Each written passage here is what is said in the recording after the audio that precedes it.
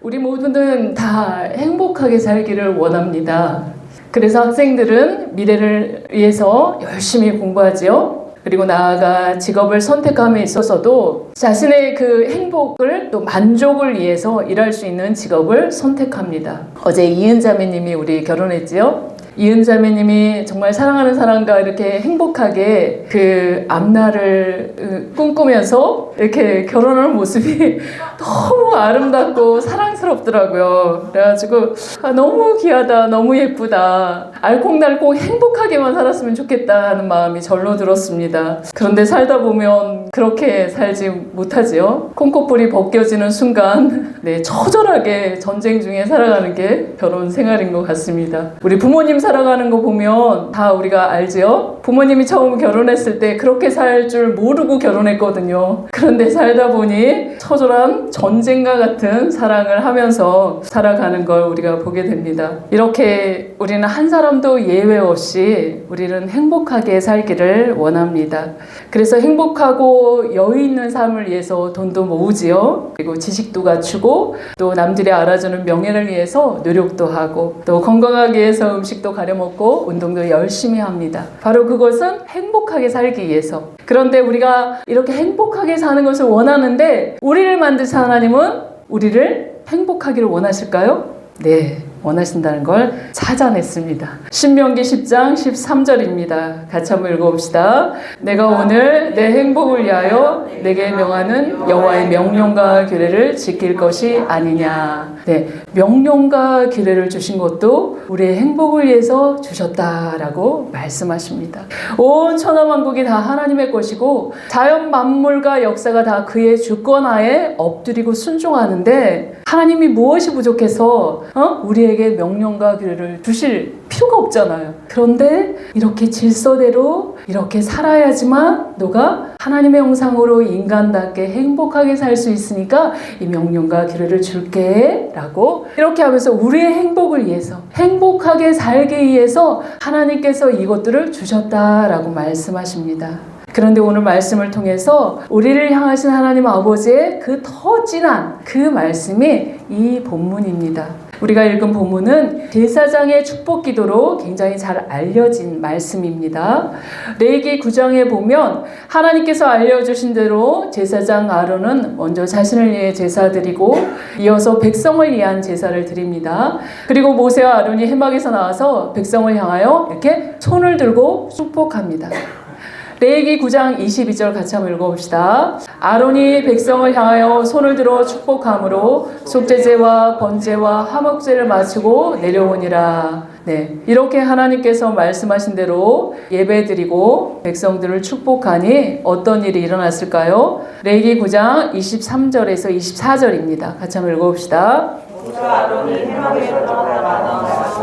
백성에게 축복하매 여호와의 영광이 온 백성에게 나타나며 불이 여호와 앞에서 나와 제단 위에 번제물과 기름을 사른지라 온 백성이 이를 보고 소리 지르며 엎드렸더라. 아멘. 하나님께서 약속하신 대로 여호와의 영광이 온 백성에게 나타나는데 그것은 불이 여호와 앞에서 나와서 제물을 불사르는 불의 형태로 나타납니다. 온 백성은 이를 보고 소리 지르며 그 경외감에 엎드렸습니다. 여기서 소리 지르다라는 그 히브리어 원어를 보면 큰 외침, 큰 기쁨의 외침이다 라고 의미를 바꿔 말할 수 있습니다. 바로 하나님의 일하심에 대해서 우리의 예배를 받아주시는 그 하나님에 대해서 찬송과 기쁨이 터져나와서 그 경외감과 그 거룩한 감격에 하나님께 납작 엎드린 것입니다. 하나님은 영이시기에 보이지 않죠? 하지만 그 예배의 주인이 되어서 다정하고 계신다는 것을 보여주고 있는 것입니다. 하나님께서 말씀하신 대로 순종하며 드리는 예배를 통해서 하나님은 너무나 기뻐서 이 예배를 내가 받았다라고 공식적으로 확인시켜 주시는 게 가시적인 불의 영광으로 이렇게 드러내신 것입니다. 이렇게 하나님은 자신과 하나님의 형상인 인간이 함께 예배하며 대면하며 교제하고 친밀하게 이렇게 함께하기를 간절히 원하십니다. 그래서 그 예배를 너무나 기뻐하시는 거예요. 그러니 우리가 하나님이 보이시지 않다고, 이 예배 가운데 하나님이 다정하지 않다고 내 멋대로 드리면 안 된다는 말씀을 하고 있습니다.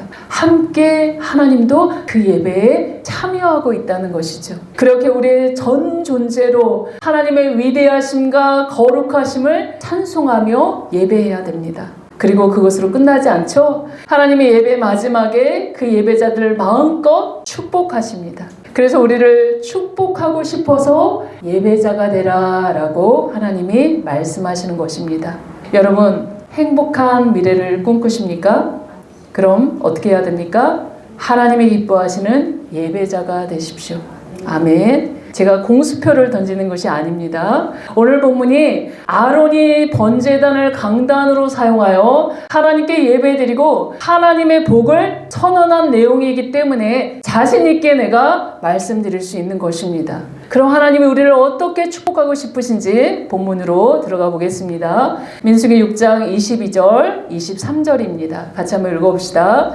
여호와께서 모세에게 말씀하여 이르시되 아론과 그의 아들들에게 말하여 이르기를 너희는 이스라엘 자손을 위하여 이렇게 축복하여 이르되. 네, 여기서 축복하다라는 히브리어 단어는 바라크인데 기본적으로 무릎을 꿇다라는 의미입니다. 그러니 누군가를 축복하는 것은 그 사람을 위해 무릎을 꿇고 간구하는 모습과도 관련이 있습니다. 더 나아가 그 사람 앞에 무릎을 꿇는다는 그런 의미이기도 합니다. 여기 동방박사들이 보이죠? 동방박사들이 아기 예수 앞에 찾아와서 무릎을 꿇고 예물을 드렸던 것 같이 축복한다는 것은 그 무릎을 꿇고 귀한 선물을 이렇게 주고 싶다는 것입니다. 우리가 오늘 나눌 본문 말씀이 이 강경을 우리가 탁 머릿속에 둔다면 얼마나 귀한 말씀인지 우리가 새롭게 다가오는 본문입니다. 온 세상 만물을 창조하신 창조주 하나님께서 내가 무엇이 간데 나를 위해 간구하시고 무릎을 꿇고 내 안에 오셔서 가장 귀한 선물을 주시기 원하신다는 것. 이 사실을 곰곰이 묵상한다면 바로 말로 표현할 수 없는 기쁨이고 감격입니다. 이것은 마치 아버지가 사랑스러운 자녀를 위해 기쁨의 선물을 준비해서 언제 줄까 기다리다가 어떤 결정적인 계기가 탁 오면 짜잔 하고 주고 싶은 그런 마음이 있죠. 그 심정이 바로 이런 아버지 축복을 주고 싶은 그런 축복의 심정, 바로 이것이 축복하다입니다. 그런데 이 축복을 한 번 주고 끝나는 것이 아니라 여기 의미를 보면 단회적으로 끝나는 것이라 미완료형으로 쓰여졌기 때문에 앞으로도 계속해서 축복하고 또 축복하고 더 축복하고 또 축복하고 계속해서 축복을 주고 싶다라는 말씀입니다. 이런 축복을 구약시대에는 아론 계열의 제사장들을 통해서 축복하려고 명령하셨기에 예배 후에도 목사님께서 이 축복 기도를 가지고 많은 사람들을 축도해 주지요. 그런데 목사님을 통해서 하나님의 복을 선포하시는 이것들이 구약에 보면 아론 계열의 제사장들의 축복을 주셨는데 왜 목사님들이 축도를 하지? 그게 같은 맥락일까? 라고 생각하는 사람들도 있을 것입니다. 그것은 예수님이 부활하신 후 이 성령 시대를 살아가는 그 하나님의 기름 부어 선택하신 모두가 아론과 같은 제사장이기 때문에 그것들을 할 수 있는 것입니다. 베드로전서 2장 9절입니다. 같이 한번 읽어봅시다. 그러나 너희는 택하신 족속이요 왕 같은 제사장들이요 거룩한 나라요 그의 소유가 된 백성이니 이는 너희를 어두운 데서 불러내어 그의 기이한 빛에 들어가게 하시니에 아름다운 덕을 선포하게 하려 하심이라. 네, 예수님을 믿고 하나님의 자녀가 된 우리가 하나님의 택하신 족속이고 왕 같은 제사장들이므로 우리를 통해서 하나님의 백성들을 축복하기 원하신다는 것입니다. 그래서 예배 후에 목사님을 통해서 예배자들을 축복하십니다. 그리고 구원받은 우리가 축복의 통로가 되는 것입니다. 그리고 구체적으로 누구를 축복해야 하는지 우리가 살펴보면 이스라엘 역사 가운데 가장 위대한 다윗 왕을 우리가 아시지요? 다윗이 통일 왕국의 왕이 되었을 때 그때까지 정복하지 못했던 난공불락의 예루살렘 성을 정복합니다. 그리고 통일 왕국의 수도로 예루살렘으로 설정한 왕이 다윗 왕이었습니다. 다윗이 예루살렘을 정복하고 난 이후 가장 첫 번째로 그가 그렇게 하고 싶었던 일, 그게 무엇인지 아닙니까? 블레셋의 싸움으로 빼앗겼던 하나님의 임재의 상징인 언약궤를 되찾아오는 것입니다. 그래서 예루살렘으로 그것을 가져오는데 우여곡절 끝에 그 언약궤를 예루살렘으로 이렇게 모셔오는데 다윗은 너무 기뻐서 아이처럼 바지가 다 홀랑 벗겨지는 것도 모르고 춤추고 하나님 앞에서 기뻐서 춤추며 예배합니다. 그리고 예배 후에 무엇을 했을까요? 그 기쁨을 가득 안고 사무엘하 6장 18절에서 20절 보면 이렇게 나옵니다. 같이 한번 읽어봅시다. 다시 번제와 화목제 드리기를 마치고 만군의 여호와의 이름으로 백성에게 축복하고 모든 백성 곧 온 이스라엘 무리에게 남녀를 막론하고 떡 한 개와 고기 한 조각과 건포도 떡 한 덩이를 나누어 주매 모든 백성이 각기 집으로 돌아가니라. 다시 자기의 가족에게 축복하러 돌아오매. 네, 다윗 왕은 하나님께 번제와 화목제로 예배드린 후에 만군의 여호와의 이름으로 백성들을 축복합니다. 그리고 떡과 고기와 이 다가를 한아름 선물로 백성들에게 주고 돌려보내죠. 그리고는 곧장 자기 가족에게 축복하러 돌아갔다라고 기록합니다. 이것을 보며 왕 같은 제사장들은 믿음의 공동체를 축복하고 가정에 돌아가면 가정에 그 소속된 아내와 남편, 자녀들을 축복하는 복의 통로인 것을 알 수 있습니다. 오늘 이곳에 함께 예배드리고 함께 주님을 찬양하고 우리가 예배의 간격을 누릴 것입니다. 그런 후에 우리가 무엇을 해야 할까요? 네, 다윗처럼 믿음의 공동체에 소속된 사람들을 축복하고 함께 식탁 교제하며 한 주간 동안 하나님이 행하신 일들을 서로 나누고 그리고 기뻐하고 서로 격려하며 축복하며 지내는 것이 우리가 식탁 교제이죠. 그리고 난 다음에 일상으로 우리가 돌아가면 가족을 축복하는 것입니다. 남편과 아내, 자녀들을 축복하는 사람이 바로 우리들인 것입니다. 하나님은 우리가 하나님의 축복의 통로로 쓰임받기를 간절히 원하신다는 걸 알 수 있습니다.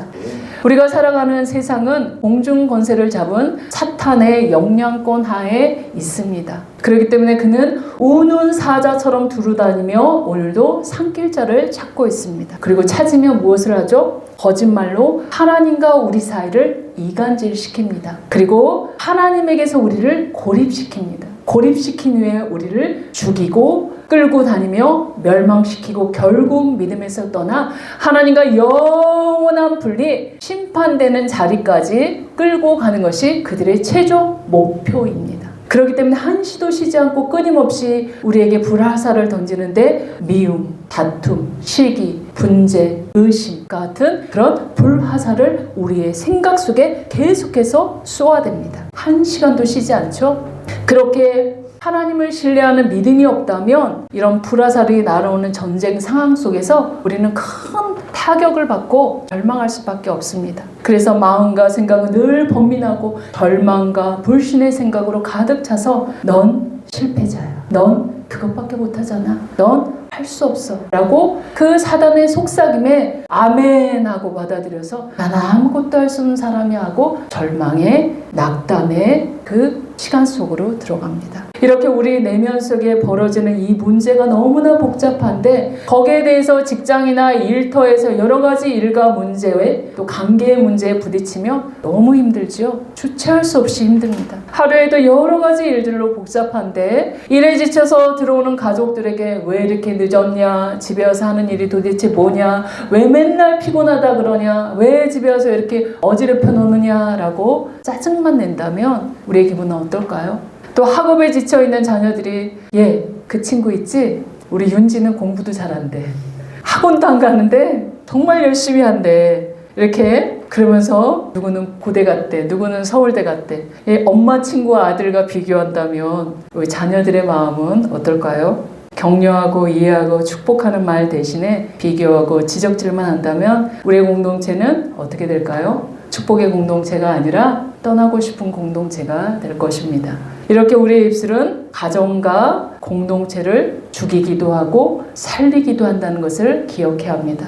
바로 예배자들을 축복하기 원하는 하나님의 아버지의 마음처럼 공손히 무릎을 꿇고 나에게 최고의 선물을 주시기 원하시는 그 하나님의 마음을 담아서 오늘 하루 동안 만나는 그 사람들을 축복하고 격려하고 그들이 힘을 얻고 자신감을 얻어서 일터에서 학교에서 가정에서 어느 곳에나 든든하게 일할 수 있도록 그렇게 지지하고 기도해 주는 역할을 우리가 해야 되지 않겠습니까? 그리고 하나님을 모른다면 그가 돌아와 참된 예배자가 되어 하나님의 축복을 마음껏 제한 없이 받도록 우리가 돕는 그런 역할들을 우리가 해야 할 것입니다. 저와 여러분이 그런 주님의 귀한 사명자들이 다 되시길 주의 이름을 소망합니다. 아멘. 그리고 우리가 반드시 기억해야 할 것은 우리가 왕 같은 제사장으로 축복의 동으로 통로로 내가 쓰임받지만 내가 잘라서 그 축복을 유통시킨 게 아니라는 걸 기억해야 합니다. 복을 주시는 분은 누구라고요? 네, 맞습니다. 복을 주시는 분은 하나님이십니다. 복을 비는 목사님이나 복을 비는 저와 여러분이 아니라 누구라고요? 여호와 하나님이시라고 말씀하십니다. 민수기 6장 27절 읽어봅시다.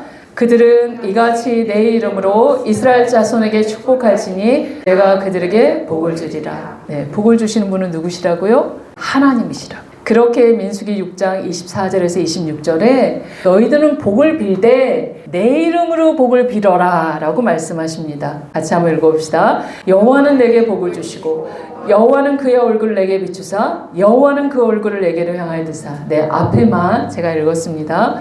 여호와는 이렇게 복 주시기 원한다. 한 번만 아니라 한 번으로 시작해서 다 연결하면 되거든요. 히브리어 단어는. 그런데 강조를 3번씩이나 합니다. 이렇게 계속 내가 복을 준다는 것을 강조하기 위해서 이렇게 말씀하십니다. 근데 복을 주되 너희들 모두에게 복을 준다라고 뭉텅그려서 복을 주시는 게 아니라 뭐라고요? 단수형으로 내게 복을 주고 너에게 복을 주고 너에게 각각 개별적으로 한 사람 한 사람에게 맞춤형으로 내가 복을 주는 사람이다 라고 말씀하십니다. 야고보서 1장 17절 읽어봅시다. 온갖 좋은 은사와 온전한 선물이 다 위로부터 빛들의 아버지께로 내려오나니. 네, 우리에게 있어야 할 모든 것들을 모든 좋은 은사와 온전한 선물은 누구로부터 온다고요? 하나님 아버지로부터 온다는 것. 그렇게 우리를 너무나 잘 알고 있기 때문에 우리에게 필요한 적절한 것들을 우리에게 공급하시는 분이십니다. 또한 역대상 29장 11절에서 12절 같이 한번 읽어봅시다.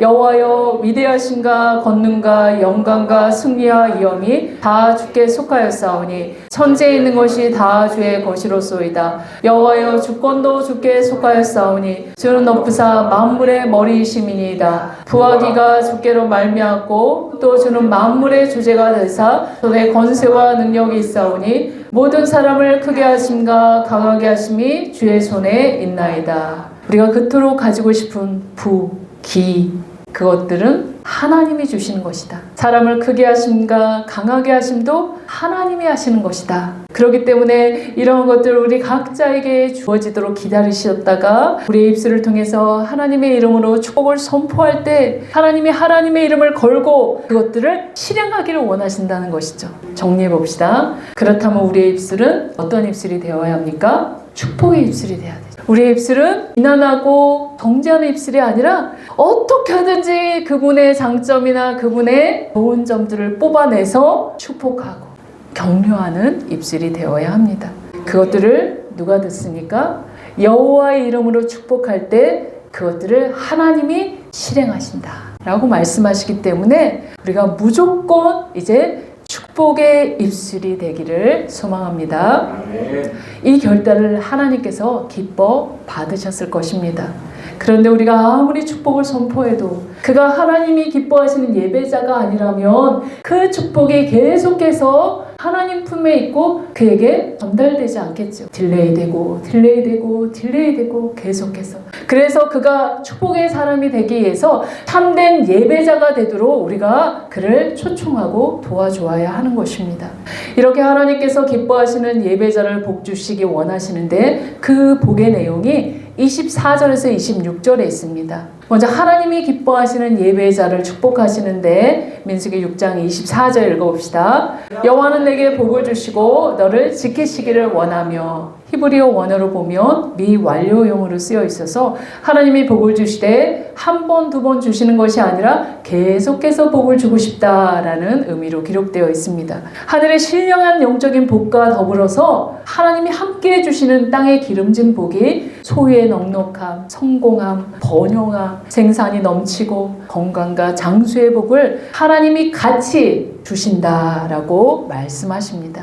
우리의 중보자 되신 예수님께서 우리를 위해 무릎을 꿇고 늘 간구하는 대목입니다. 그리고 우리의 눈높이에 맞춰서 가장 귀한 선물을 주시는데 그 복을 우리가 평생 계속해서 받고 누리기를 원하신다는 게 하나님 아버지의 뜻입니다. 근데 그걸 누구한테요? 하나님이 기뻐하시는 예배자들한테요. 그 복을 받는 저와 여러분이 되시기를 주의 이름으로 소망합니다.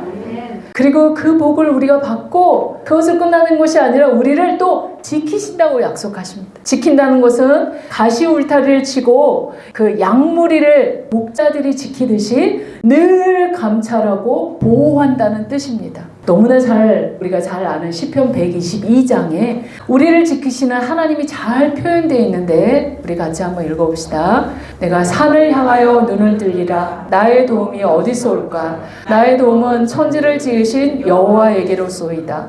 여호와께서 너를 실족하지 아니하게 하시며 너를 지키시는 이가 졸지 아니하시리로다. 이스라엘을 지키시는 이는 졸지도 아니하시고 주무시지도 아니하시리로다. 여호와는 너를 지키시는 이시라. 여호와께서 내 오른쪽에서 내 그늘이 되시나니 낮의 해가 너를 상하게 하지 아니하며 밤의 달도 너를 해치지 아니하리로다. 여호와께서 너를 지켜 모든 환난을 면하게 하시고 또 내 영혼을 지키시리로다. 여호와께서 너의 출입을 지금부터 영혼까지 지키시리로다. 아멘.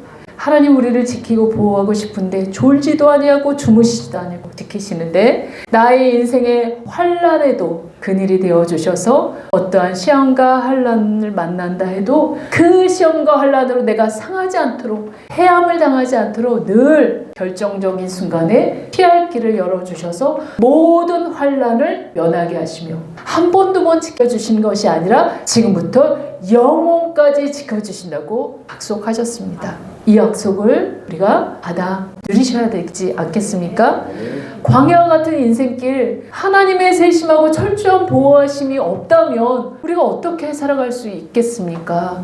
바로 하나님이 우리를 이렇게 든든하게 지켜주신다고 하니 우리가 그 하나님을 기쁘시게 해드리는 예배자만 되면 되니까 하나님을 진정으로 기뻐하고 그분과 심령 가운데서 교제하는 저와 여러분이 되시기를 소망합니다.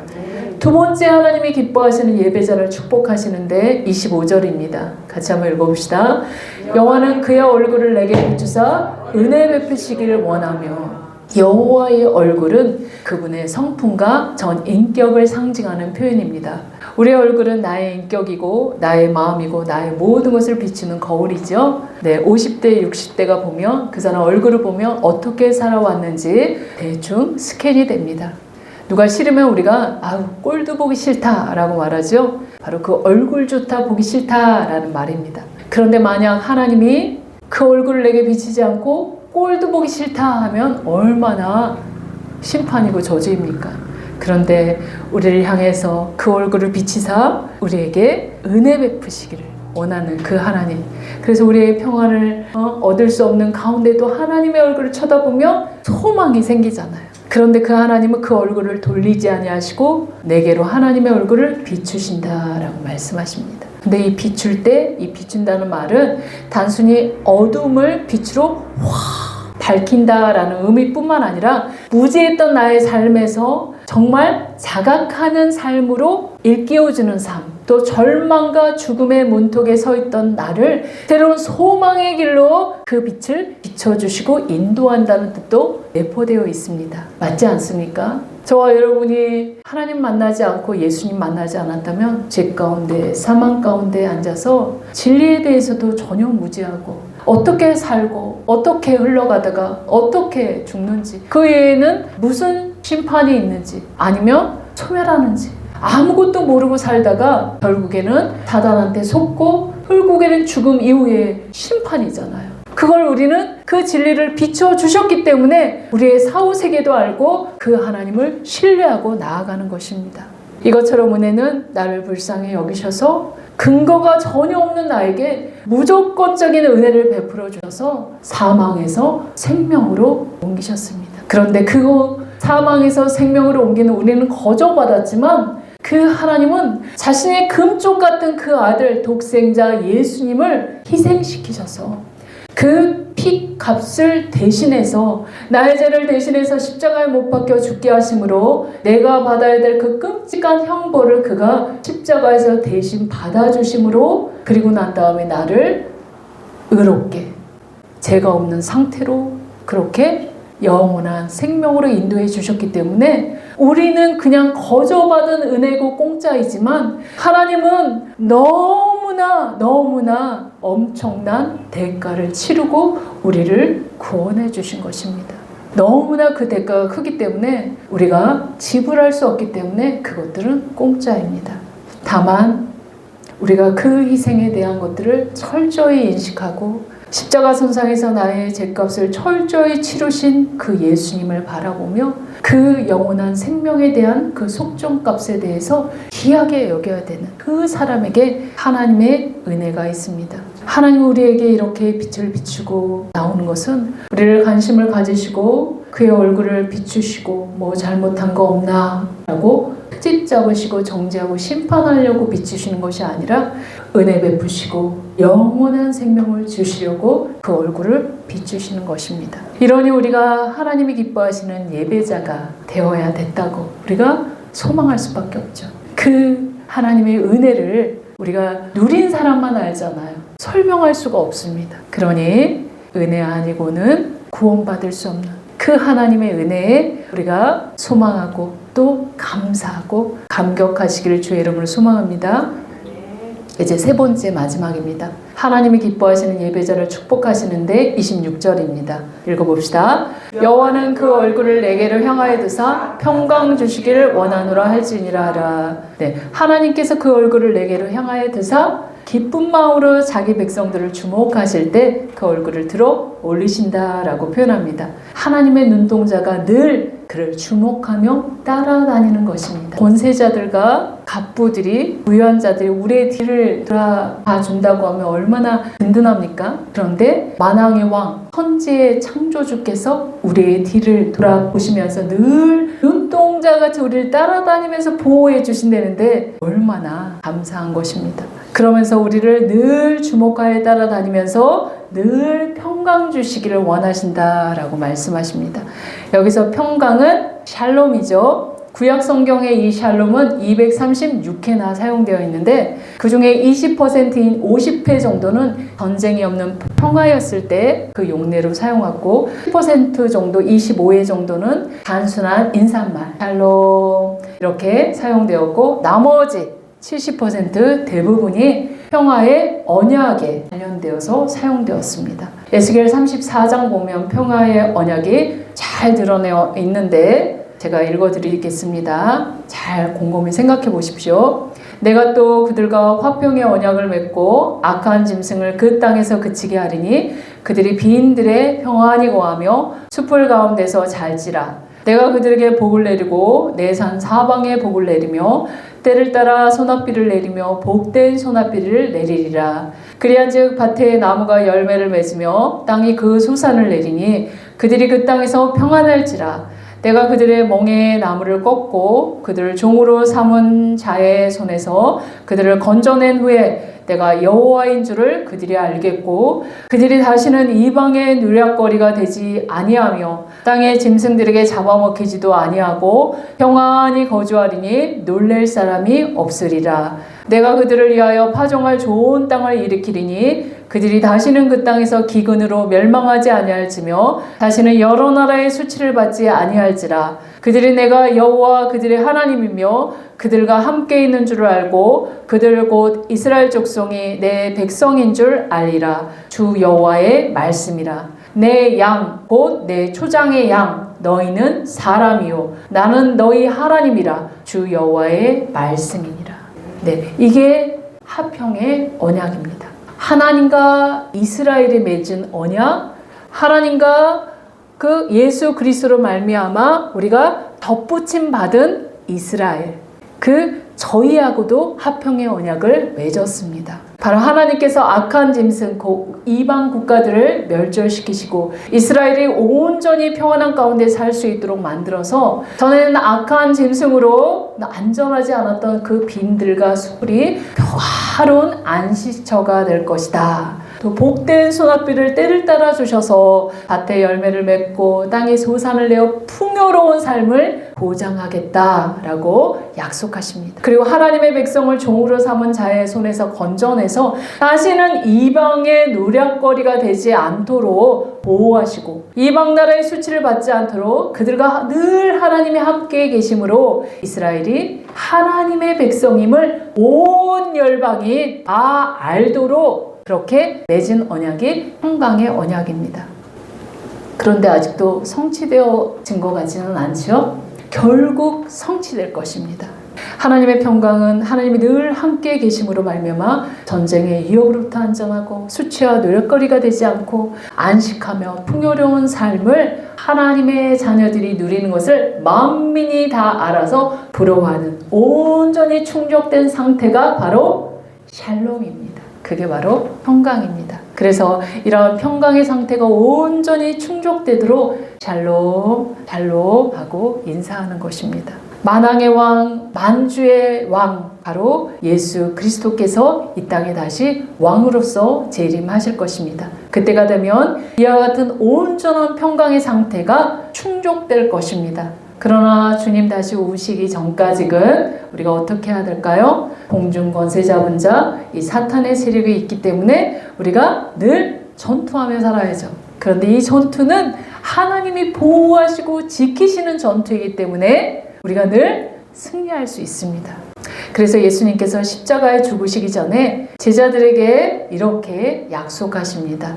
요한복음 14장 27절 읽어봅시다. 평안을 너희에게 끼치노니 곧 나의 평안을 너희에게 주노라. 내가 너희에게 주는 것은 세상에 주는 것과 같지 아니하니라. 너희는 마음에 근심하지도 말고 두려워하지도 말라. 네, 참된 평안은 주님께 피하고 주님 안에 거하고 주님과 동행함으로 이루어지는 것이다 라고 말씀하십니다.